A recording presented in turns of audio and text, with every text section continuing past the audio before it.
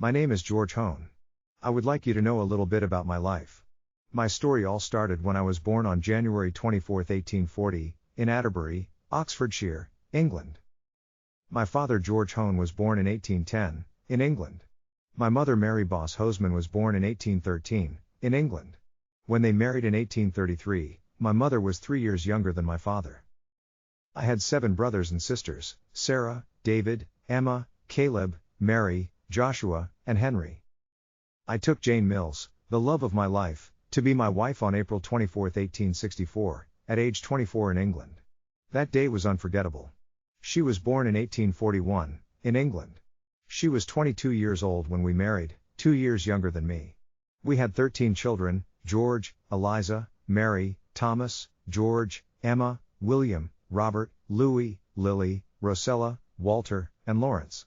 Isn't that incredible? All our children were born in Utah. Jane and I had 28 wonderful grandchildren. From our daughter Louis, we had Desta, John, Doris, and Doris. We obtained passage on the sailing vessel, General McClellan, making the crossing in 6 weeks, going down the St. Lawrence River, through the Great Lakes and landing at Chicago. Our trek across the plains was by wagon train. I walked by the wagon most of the way.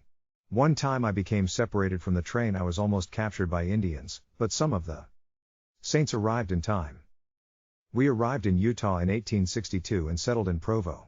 Here I worked for a Mr. Stubbs, driving a mule team and doing other farm work. 3 children were born to us. A boy, George, born October 15, 1865, but died when he was 13 months old from some contagious disease.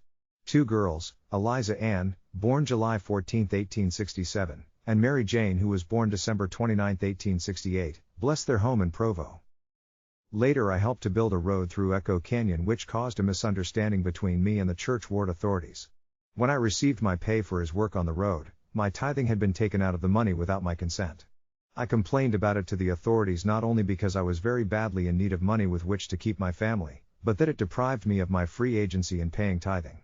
I was called to appear before the High Council, but failed to do so, and as a result I and my family were excommunicated. In January 1870 my wife and I and 2 children moved from Provo to Benjamin on 14 acres of farmland that had been homesteaded by my father and Shadrach Richardson. There were only 1 or 2 other families living there at the time. There were only the walls of the log house, no roof or floor, when we moved into it. We gathered the grease wood, stacked it into a pile in the middle of the room and burned it to keep warm as it was very cold weather. I offered some land to the town of Benjamin to be used as a park, but it was not accepted. On October 20, 1870 a son, Thomas, was born. Then came George Henry on March 4, 1872, living a little over 2 years. Emma followed on August 8, 1873 and died before she was 5. William M. was born next on November 4, 1874. Robert arrived in our home on April 21, 1876 and lived to be 9 years old when he was drowned in the Spanish Fork River when he and his brother Thomas were returning from Provo. 3 more girls were born to us: Louis August 19, 1878, Lily, July 21, 1879, and Rosella, March 4, 1881. Walter was born July 16, 1882, living only 9 months. Their grief and sorrow was double that year, 1883, when Mary Jane, then past 14, died within 10 days of their baby Walter. Death was due to pneumonia following measles. The last and 13th child, Lawrence, was born December 15, 1883. Aside from his daily work, I loved to hunt ducks and to fish, especially for bass in Utah Lake. When our children were all raised, my wife always went with me on my fishing trips, and although she didn't like to admit it, she enjoyed the sport as much as I did. She usually caught a good amount, but when she had no luck, she was very provoked. I had a fine tenor voice and sang that part in the choir.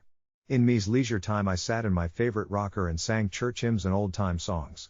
I was a short, stocky-built man, not much over 5 feet tall. I was a kind and considerate with my family. When Jane would become angry with someone or scold, I would not talk to her, but would either sit and go to sleep or go outside until she was calm again, then I would discuss the matter with her. In all our 63 years of married life, we had never quarreled. We were the parents of 13 children and were great-grandparents before my death. Our children all joined the church, and when we urged them to rejoin, we asked to be rebaptized. We called our 6 living children together to go with us. We were married for time and eternity, and had all our children, both living and dead, sealed to us.